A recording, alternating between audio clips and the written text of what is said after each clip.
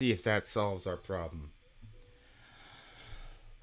I made a couple adjustments, so hopefully this will solve our problem.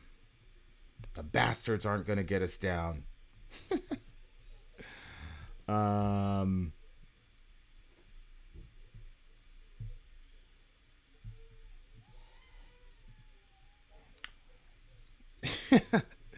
I promise you, Kirby, it's not YouTube. It's just my own incompetence.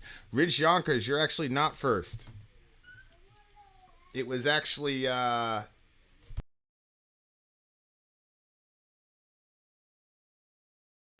inshallah. We'll see. We'll see. I hope it's a charm the third time. We'll see. Um, yeah. So what was I talking about? Yeah, Bernie. Bernie was able to go on Fox News and make a case for Medicare for all, and people liked it. So what can you do? I think that's the direction we need to go in. Give people a hearing. What's up, Kamikaze? You have a beautiful baby Sori showing pictures. I didn't see that yet. Yeah, so I was talking about Bernie. Bernie was able to go there in Fox News, and he was able to make a good case of for Medicare for all. And those people at Fox News sat and and you could tell they were panning out in the audience that people were like legit, like, okay, like this guy's onto something. But that was one day for a 20-minute segment, and then for 364 days, that same network just was running. He's a communist. He's a Marxist. Blah blah blah. There's going to be bread lines. Yada yada yada. So Bernie, even though the policies he was talking about were massively popular, even to the Fox News audience, that network convinced those people to vote against their own interests. And so, like, that's what happens when you allow the media to create the image of the person that you don't like. What's up, Servant of the One? Good to see you. Dwayne in the house. So yeah, that's kind of where I am with that stuff. Like, that was one of the reasons why I was the way I was with Trump. Because to me, as a black person in America and as an abolitionist, I have about 4 or 5 principles that are important to me. And I don't care who the politician is, I don't care what they say. Whoever aligns as closely as possible with those 4 or 5 principles, I'm going to support them when they support that principle. And when they go against the interests of those principles, then I'm going to go against them.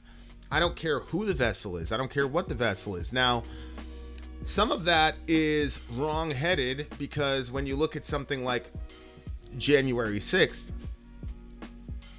that obviously finds its locus in Trump's personality,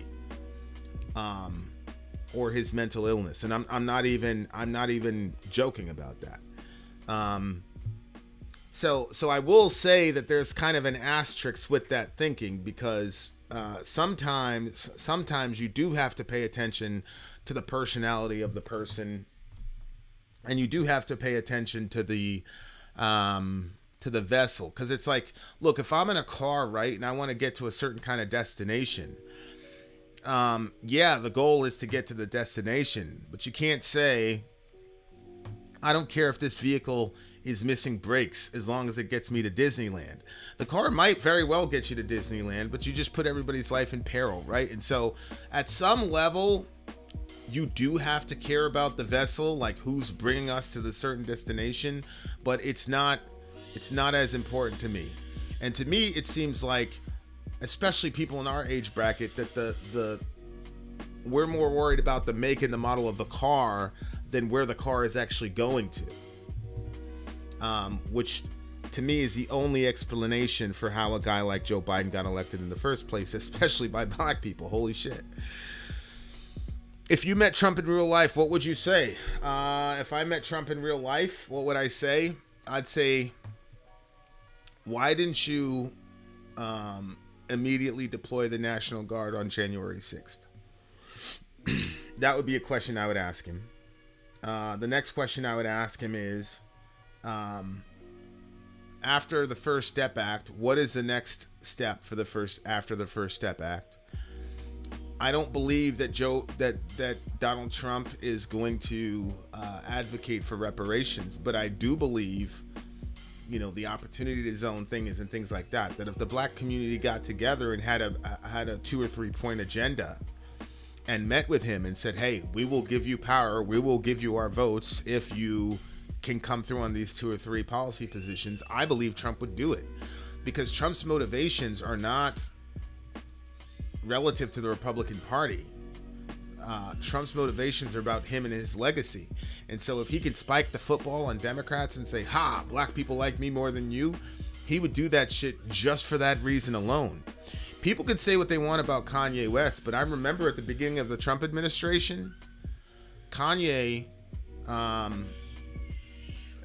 was having a bunch of meetings with Trump. He was wearing a MAGA hat, him and Kim Kardashian. And we had Don Lemon out there talking about Kanye's What Happens When Negroes Don't Read. But then 2 weeks later, Trump passed the First Step Act. So that's my understanding of Donald Trump.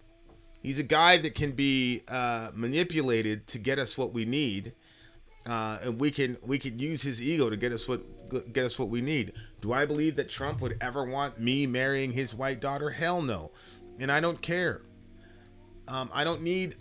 Our politicians don't.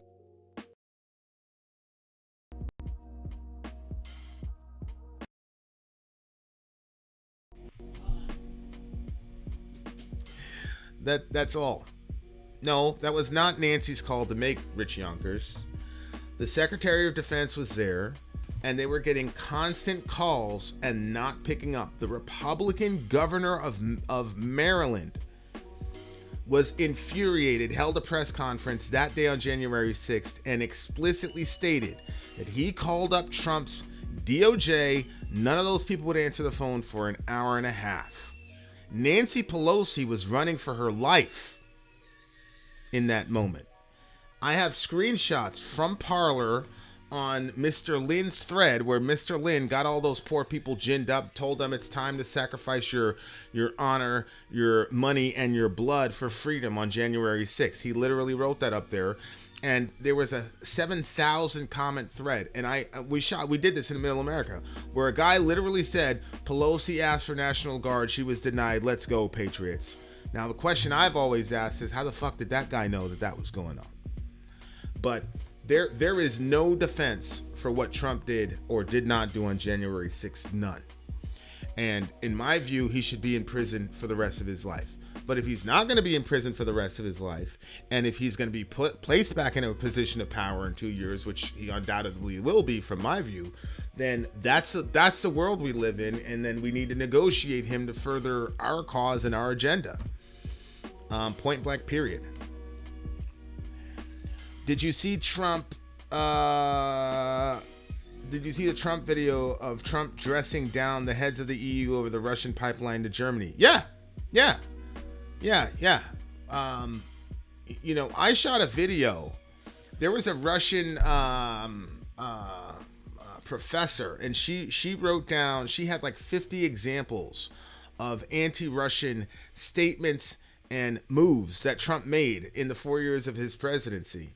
And I read that to everybody when supposedly the Russians had made a deal with the Tally to kill American troops, which was complete bullshit, but everybody who hated Trump just fell for it. And this woman was saying, this man is particularly aggressive against us, and a lot of it had to do with Nord Stream 2 in Germany and the rest of it. And so this is what happens. Like, people have to learn lessons. You got to learn these lessons about how we were manipulated by our media, because our media did not do a very good job of telling us the truth about what happened. And so, and a lot of people, including people in this forum, completely fell for the Russiagate stuff, and to this moment won't admit it. And our media is banking on that lack of memory and just the regular ego where you don't want to be wrong. They're banking on that to pull the wool over our eyes again. I mean, it's happening right now with this whole situation with Ukraine and Russia. Regardless if Trump wins or not, my life will not change. Well, I don't know about your life. It depends. If DeSantis runs against Trump, this is a good question. This is a question I was hoping people would ask. If DeSantis runs against Trump, who do you think wins a primary, considering Trump's ability to completely delegitimize his ops?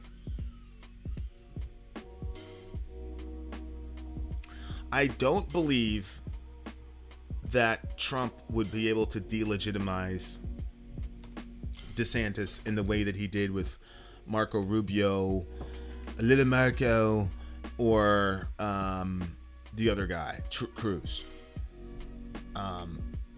DeSantis has carved out for himself an extremely loyal base, and he has proven himself to be, as we used to say, active. He was an active operator.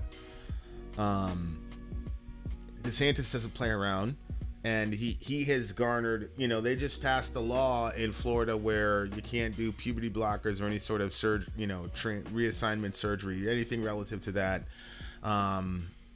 until you're 18. Disney said something about him. He completely shut them down. So I don't think that kind of energy is going to work against DeSantis. I think the best case scenario, if you're a Democrat or a blue or a whatever, is that those two have a bloody jihad. I think DeSantis is too politically wise to go head up against Trump. I think. Yeah. Yeah, that's fine. Okay, do you want an omelet or do you want the chicken? Yeah, I'll take the chicken, just not now. I do think DeSantis is.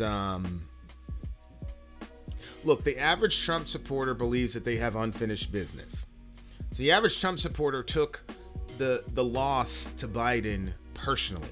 They personally. So it doesn't. I mean, honestly, I believe the Lord Jesus Christ could run on the Republican ticket, and Trump supporters would vote for Trump, because they're going to look at this election as if they're righting a wrong. And I think, for me, and same with Kanye, whatever, Trump is a symbol of something.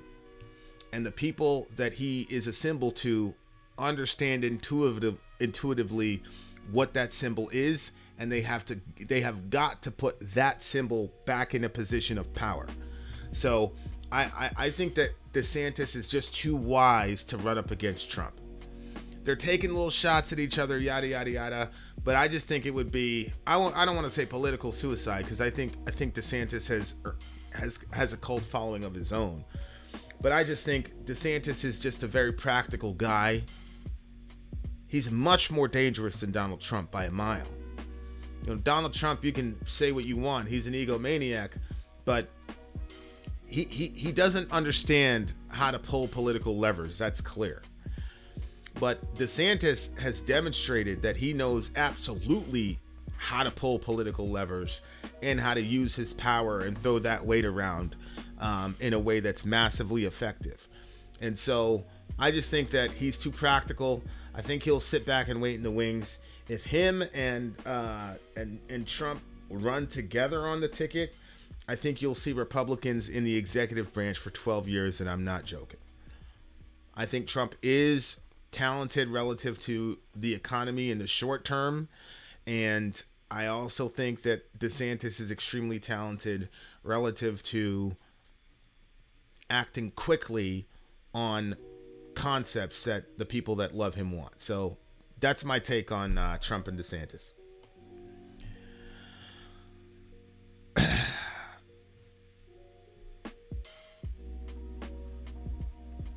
In Oklahoma, early ads threw the Trump name out front of their campaigns, and now in the end of it, they have stepped away from Trump flag in the latest ads, which I found interesting.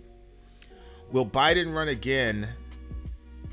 And if he does, will he win? Will Hillary be back?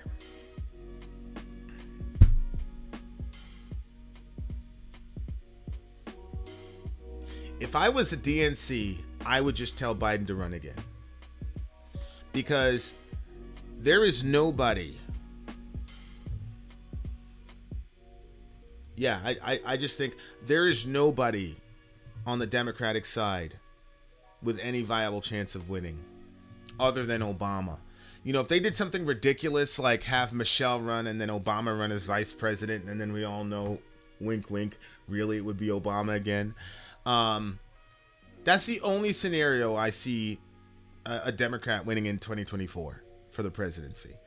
So if I was a Democrat, I would just be really pragmatic. Let Biden go up there, run, and let him get slaughtered. Why put up Beto or put up somebody else and have them get annihilated by Trump, and then have that on their record going into 2028? So to me, it just looks like if I was a DNC operator, I would say, yeah, let's just have Biden run. He's going to lose, especially if the red wave thing actually comes true. And if there really is a red wave and the Republicans get the Senate and the House. I just saw a poll where people are legit concerned about New York going red. What? So that tells me there's no way that a Democrat's that has a chance in hell of winning. And so if you're in that situation, then you just have to say, okay, well, let's just run Biden again. He's going to get wrecked, and that'll be the end of it. And then in 2028, we can start anew. Svetlana says conservatives for the win.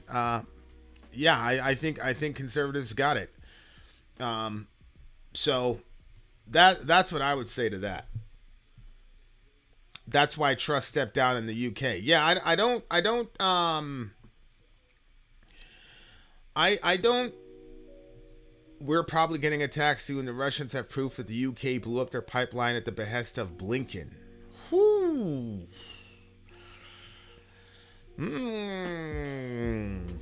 I don't know. That would be interesting, though. It wouldn't surprise me, though. If Biden starts World War III, he will declare martial law and there will be no more elections. Yeah, but you know, I look at news. And I hate saying this, but there are way too many guns in America, and way too many angry right-wingers who do not believe in the legitimacy of his presidency. I just don't see that happening. I don't see that happening because January 6th was, look, we had 3 Trump-appointed Supreme Court justices who said, bro, you have 0 case here. And you saw what happened on January 6th. If you had an explicit, Joe Biden, I'm declaring martial law, blah, blah, blah, there was no way that Trump supporters would accept that. And quite frankly, there's no way that a lot of people who are not Trump supporters would accept that. There are just too many guns in this country for that to work. It's just not going to happen. Not going to happen. I don't think Biden could declare himself out of a paper bag. I still believe. Thoughts on Jimmy Dore being blamed for the Paul Pelosi attack? I gotta tell you. I watch TYT. I watch TYT regularly. I know there's a lot of criticisms from TYT in our audience, but I'm not politically sophisticated enough yet on progressive ideas and ideology. I haven't been able to grow past TYT yet because I don't have that kind of sophistication that a lot of you guys have. So a lot of you guys are like 2 or 3 or 5 years ahead of me against TYT. But having said that, blaming Jimmy Dore for the Paul Pelosi attacks was insane. It was absolutely insane. Jimmy's at a rally. He says, our job, show up at their house. Our job is to make them uncomfortable, blah, blah, blah, blah, blah. Well, the fact of the matter is when Justice Kavanaugh, there were protests outside of his house, TYT was all here for it. There was a young kid that got killed, and he was killed because he was a right-winger and the guy was a left-winger. Political violence is happening all across the country, and for TYT to say, oh, it's Jimmy Dore's incendiary language, as if, for example, he brings up, and he didn't just blame Jimmy Dore, he also blamed, right-wing media, he blamed libs of TikTok. Oh, people are going after kids. People are doing trans surgery on minors. And he goes, literally nobody's doing that, but they're saying that people are doing that, and that's inciting all this violence. I'm literally friends. I'm not going to mention her name. I'm literally friends with a person who got a double mastectomy at 15 years old because of this shit. And which of course now she regrets at 19, 20 years old. But TYT is saying that if you say that you have had a friend whose breasts were taken from her at 15 years of age, you are inciting people to do violent shit against trans people or whatever. And then he says, and Jimmy is saying this about Medicare for all, and he played a clip where Jimmy's like at a rally and all the rest of it.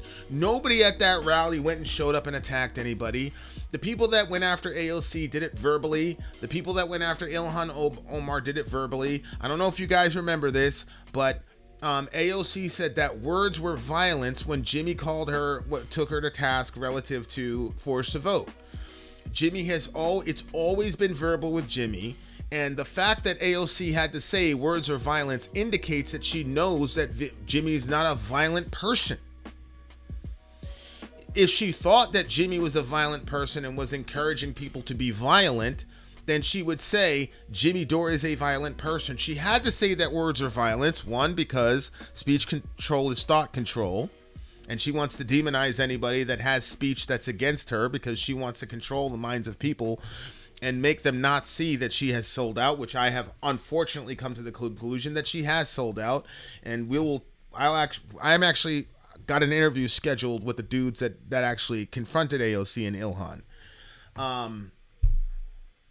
But for him to say that and then put that on Jimmy is insane, especially when you consider the rhetoric that TYT has used relative to this whole Roe v. Wade stuff. TYT was saying, women are going to die. They're killing women, blah, blah, blah. Well, I mean, Texas has outlawed it. You know, where are all these deaths, Jenk? They reacted to the Louisiana bill, which, by the way, I understood the reaction to the Louisiana bill because if you guys don't know, the original bill from Louisiana, they wanted the death penalty for girls who had aborted. They wanted to kill these women. These pro-lifers wanted to kill these women. And so Jenk was like, well, we're not going to let that happen. And so it's like, okay, Jenk, is it right to blame TYT because somebody went to Kavanaugh's house with a weapon and was about to assassinate him until he got turned around in the last minute? I think it was his sister or whatever talked him down and had him turn himself in.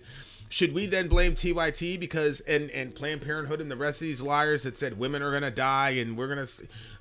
No. It's political rhetoric, and they did not deploy anybody to that house. It's different. If a guy like Lynn Wood says, all right, guys, it's January 6th, you're giving a specific date, and then you tell those people, sacrifice your money and your blood for your country. Okay, that's not the same thing, right? We've got a specific location, specific people. We're showing up with weapons. We're getting everybody ginned up. I know I've got a whole bunch of these oath keepers, these former disaffected, ex-Marines, all the rest of it, talking about they're reporting for duty and all that shit. They're willing to do violence. I don't blame TYT for the Kavanaugh situation. I think it would be ridiculous for anybody to blame TYT or Planned Parenthood or anyone for the Kavanaugh situation. So how the hell is it Jimmy Dore's fault because this psychopath ended up in Nancy Pelosi's house? Like I blame apparently this was on closed circuit camera and the people that were watching. There's a lot of shit. I reached out to a couple people. I'm like, yo, what's going on here? And they're like, stand by. But yeah, I thought that was ridiculous. I thought that was a new low. And I also thought it was extremely random. Like, what the hell? This is the same thing that happened. I don't know if you remember this with Brianna. Brianna Joy Gray went on to TYT. because Cenk had called her a fake leftist. Okay, this woman was like literally on the Bernie Sanders campaign. Okay, this woman is literally to the left of Bernie Sanders, which is not saying much anymore, unfortunately. Cenk called her a fake leftist, and so she went on the show because she's got high character. And you guys saw the review. He couldn't go 5 minutes without completely like ignoring Brianna and then going right to Jimmy Dore. Like, he's obsessed with Jimmy Dore. And to be honest with you, I can't really put my finger on what Cenk Uger's obsession with Jimmy Dore is. I understand that they used to be friends. I understand that they work together, but I don't understand. I don't understand why he seems to be. He almost has like a psychological tick relative to Jimmy Dore. Ranter Matt is saying clicks. I mean,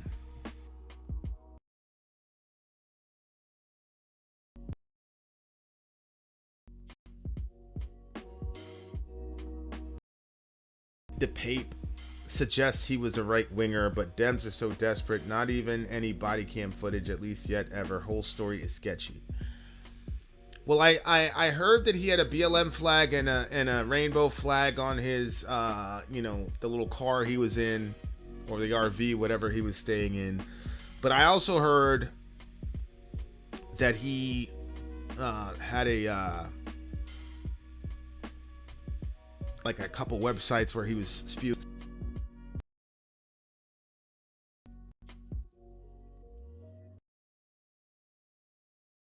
People immediately start trying to figure out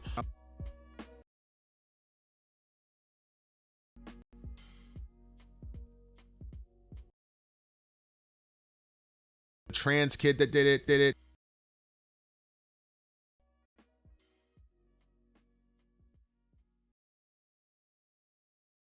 Psychopath, right? The guy was a psychopath, and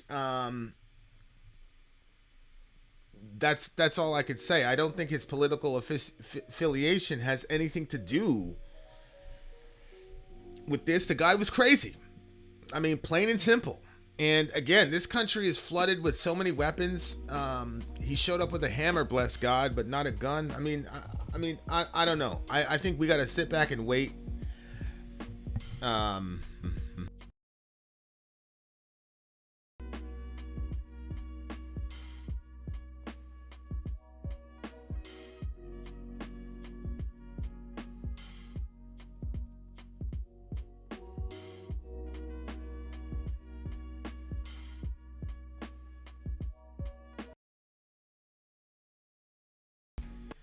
Good Lord. Unbelievable. Yeah. I just think the guy was just crazy. I don't think him being a Democrat or a Republican has anything to do with this particular situation.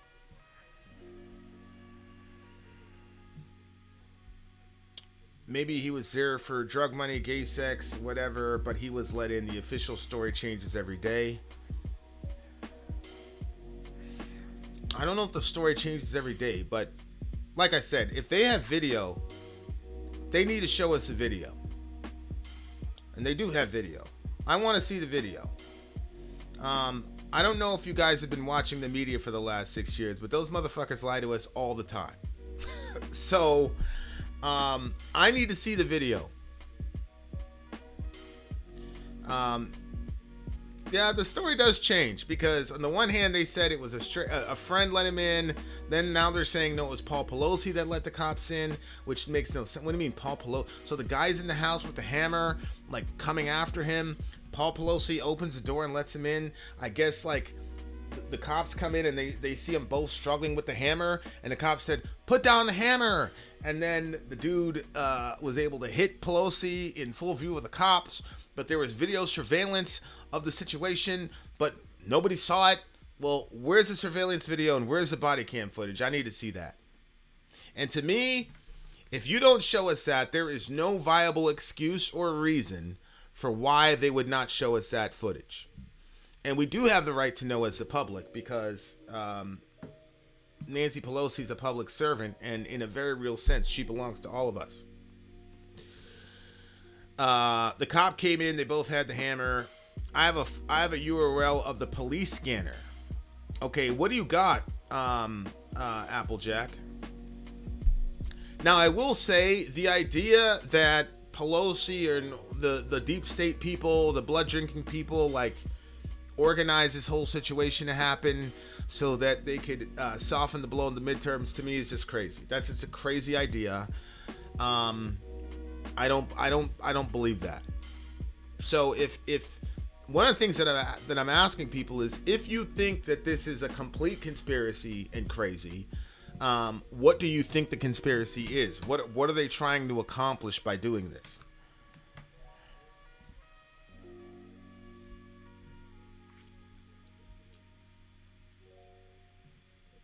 It's weird if they just let the assailant in, just like they let the assailants in on January 6th. Well, the assailants were let in on January 6th because our president would not pick up the phone when the Maryland National Guard was coming in to help. So you had two cops that were surrounded by literally 1,000 people all going in one direction. What did you expect those cops to do? I promise you, they didn't suit up to work that day and say, we're going to be martyrs today. I understand why the cops did that. They had no other choice. It was two against a whole mob of people, and Mr. Trump was sitting on his ass and not deploying the guards. So, of course, they let them in. But this whole situation is weird. It's weird. It's weird, and I think I don't believe the official story right now. I'm extremely skeptical of the official story, but I am more skeptical of the prevailing conspiracy theory that this is done to kind of blunt the effect of the midterms. I just don't see that happening. What's up, Christine? Did you watch the Biden speech today? No. No, I didn't watch the Biden speech. What did he say?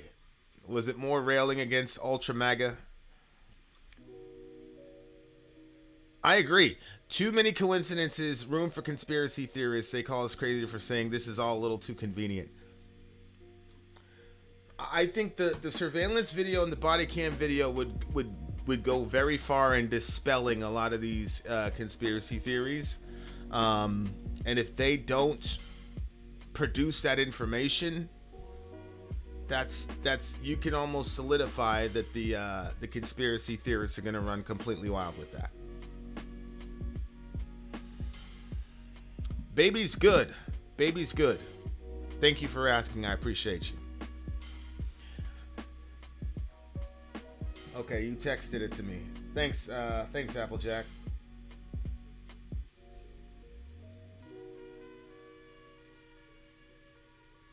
%50 of the Omicron vaccine deaths were vaccinated? Holy shit. Let me see here.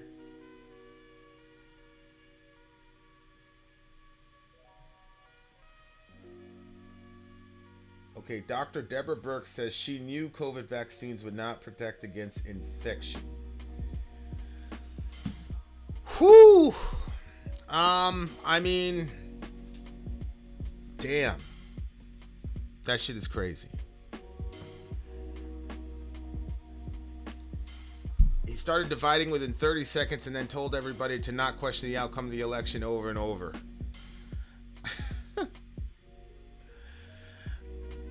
This is the other thing, like, I don't have a problem with people questioning the outcome of an election.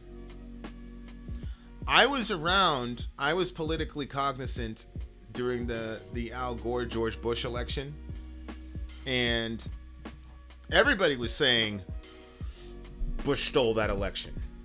All the comedians, Jay Leno, David Letterman, everybody was saying Bush stole the election. Nobody died. It was okay. For 4 years, we were told that Trump was an illegitimate president.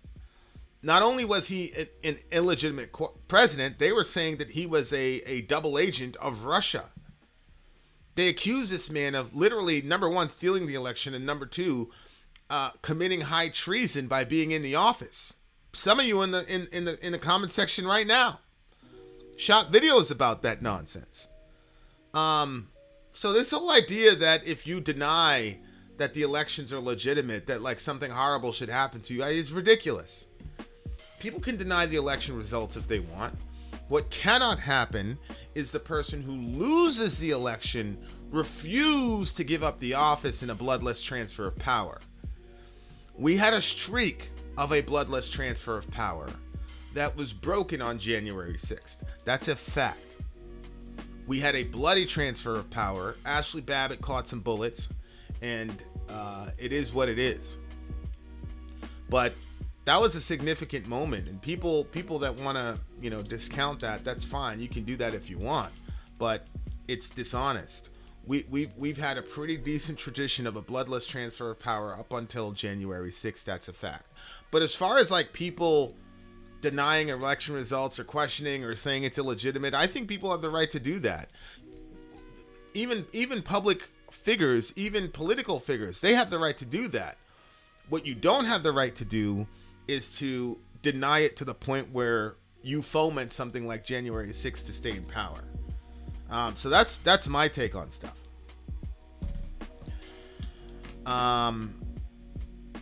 Russiagate was literally instigating violence against Trump. I'm not worried about violence against Trump because Trump has layers of secret security and personal security.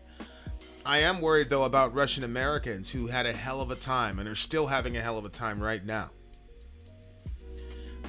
Russian Americans got dragged, and it was very difficult for Russian people. And every time I would shoot a video, not necessarily defending Russia, but debunking the Russophobia, I would always get somebody in the comment section or an email say, thank you for saying that. It's hard out here, that type of thing. Which is another one of the reasons I just roll my eyes with the Kanye situation. It's like all these horrible things that people specifically isolated and went after Russian people, Russian Americans. That was okay. This guy puts up one tweet, the world's over. Please. So I'm not worried about Trump, but I was absolutely worried about Russian Americans because you're absolutely right. It did compromise their safety, and not only their safety, but their careers, their relationships, their socioeconomic status. It was a problem. It was a serious problem. There's a documentary called 2,000 Views, 2,000 Meals about voter fraud. I did watch it. Here's my problem, Isaac. 3 of the Supreme Court justices were specifically handpicked by Donald J. Trump. They looked at all the evidence and they said there is no case here. That's my problem.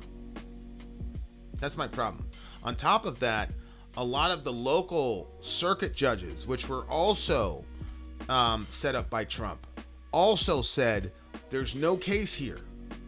So if 2,000 Mules is right, I'm to believe that Supreme Court justices, Circuit Court none of those people knew the truth, but Dinesh D'Souza was able to uncover it in an hour and a half. I'm sorry, I don't buy it. I don't buy that.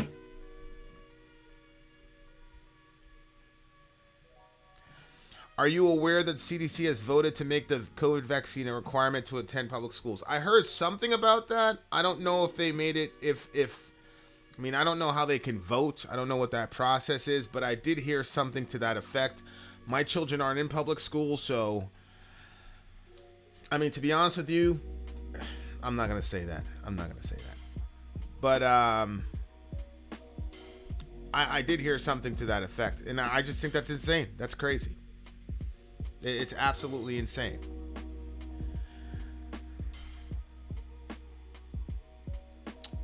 Yeah.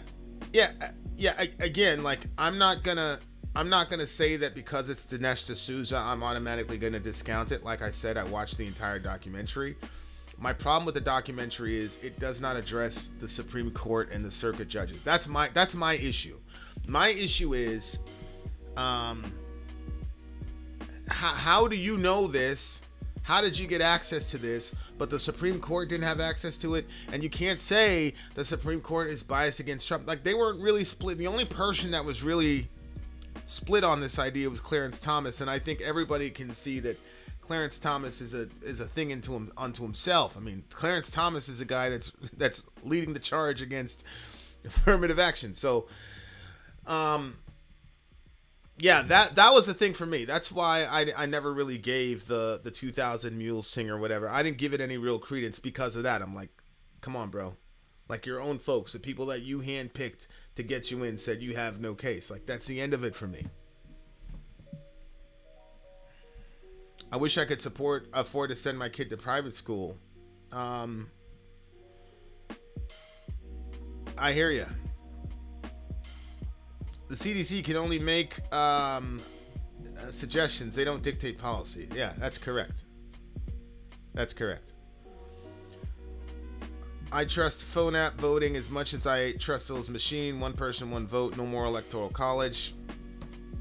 I'm actually not a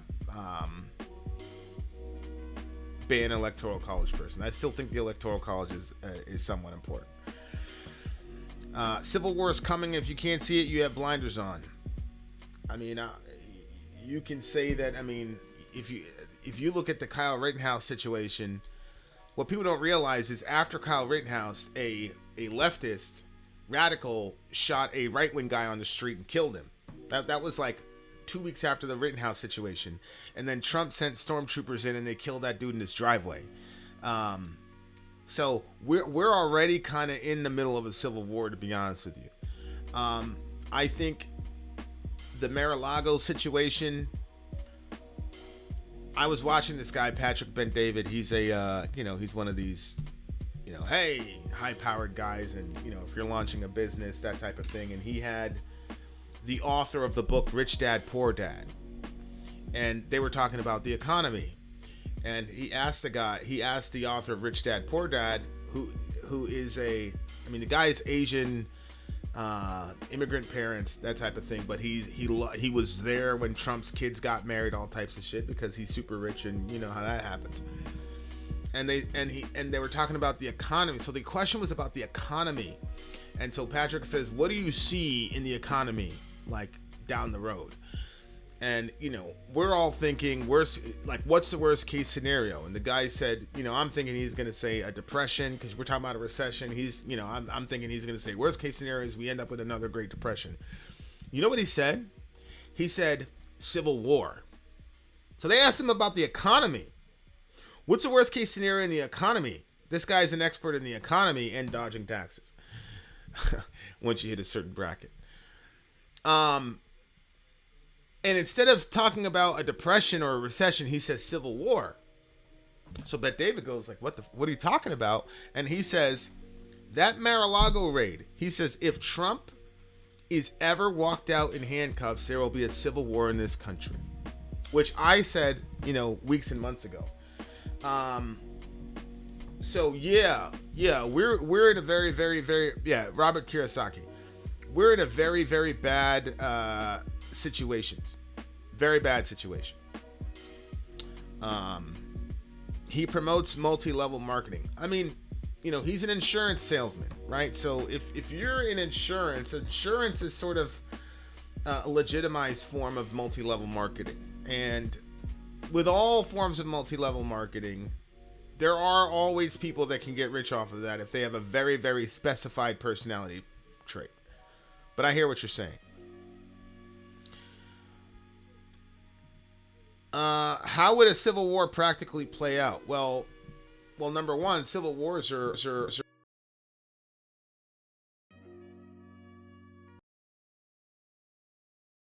Chicago. Everybody's got guns. And by the way, Chicago has very stringent gun laws. It doesn't matter. And these people live on top of each other, and they're killing each other all over the place. So, I've said this a million times. America is a country that has more guns than people. We have more guns than human beings. So that's how it would play out. We're in trouble. That's terrorism. Hold my guy accountable and we get violent. That's terrorism. Hold my guy accountable and we get violent. Fine. Well, I know it's terrorism. I understand that. But as I've been saying, Donald Trump symbolizes something. So him being carted away would also symbolize something. In the same way that Kanye West symbolizes something, and the treatment that he's receiving is also a message. The difference is black folk aren't going to fight for their symbols. But there's a certain demographic in this country that absolutely will strap up for the sake of their symbols, because one group understands the importance and power of symbols and another group doesn't. So I hear what you're saying. Whether it's rational or not, whether it's terrorism or not, is irrelevant to the fact that it would happen. I don't care if Trump is as guilty as sin. I would absolutely not arrest him. That would be a bad play for the country. Bad play for the country. Our government is the government our founders warned us about. I agree. Dwayne says, your founders, not mine. I hear you. Perkinos, my man. Maybe not, but people with less than Americans have managed to counter those things through guerrilla war. Yeah, and the other thing you have to realize is that, again, the FBI, for example, the intelligence community do not see themselves as beholden to, they don't believe they report to the president. They've got a need to know thing, and there's some things that they think the president needs to know. Like the guy's around for 4 years. These guys have lifetime appointments. Believe me, so it's not as simple as saying like, oh, if we went up against the government, like, well, one alphabet group has this kind of philosophy and holds to this group of people, and there's another group that, I mean, that's how that shit really works. So if we had a civil war, just like there are fractures and fissures in regular society, there are also at the governmental level those kind of fractures as well.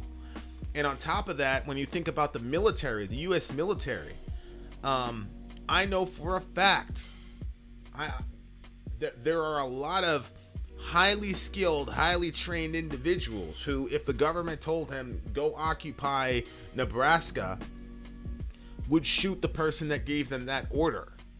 So a civil war in the United States would be massively complex at so many different levels. And to some degree, if anybody is familiar with psychological warfare, the hallmarks of a psychological warfare operation have been in play in obvious ways in the United States for quite some time. So I think a civil war in America would be so complex and so have so many interesting moving parts. It would not be one side against the other, the government versus the people, regular people have AK-47s, the government has drones. That's not how it would work.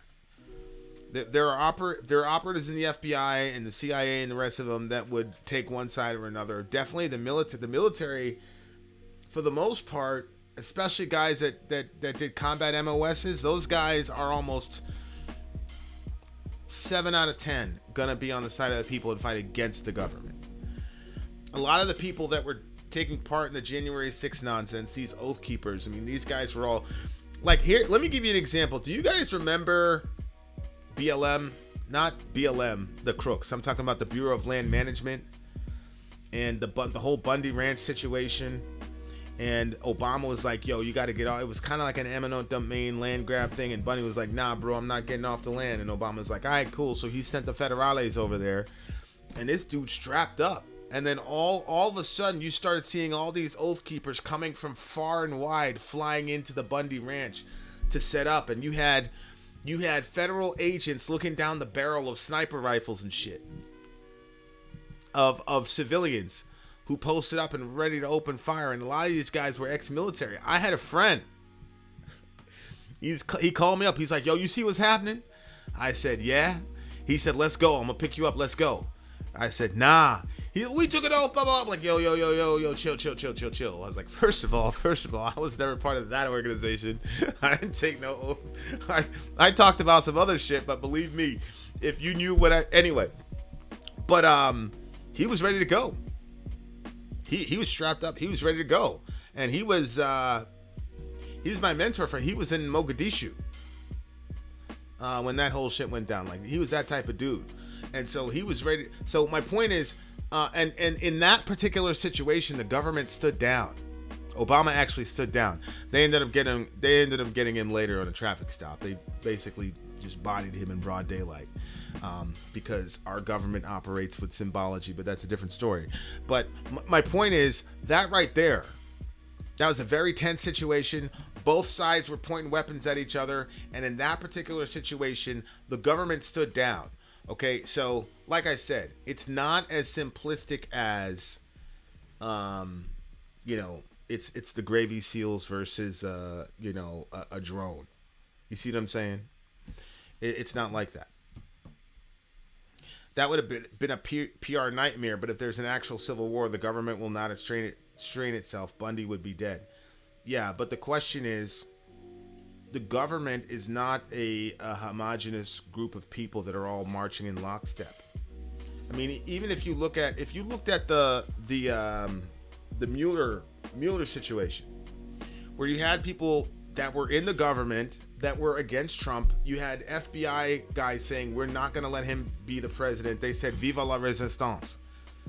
Right? So that just shows you one example of how the government is fractured. Just like we have different political views and philosophies and where the world and the country should go, it's the same thing with government enterprises and agencies and all the rest of it. And secondly, I'm sorry, but I do not think, like I said, especially dudes that have seen combat in the U.S. military, they would not participate in doing that to the American people. A vast majority of them would not be an occupying force against an American. I think a lot of them would, but I also think a lot of them would not. And so it's not as simple as saying the government would do X, Y, Z. You got to have the Air Force, right? Because it's not like the government knows how to operate these mechanisms and these weapon systems. So that guy that's in that F-15, that guy that's in that gunship, in that Spectre gunship, he has to pull that trigger. He's got to do that. And so that's the question. That's the issue. The fact that they're willing to pull that trigger overseas is one thing. Those are other people. Those are others. They're not like us. And most of the time they're brown. But you're going to ask a diehard Confederate flag tattoo having guy, you're going to ask that guy to fly over Tennessee and light up all those people that look like him? That's the issue. And so you got to factor, that's one thing that when people talk about Civil War,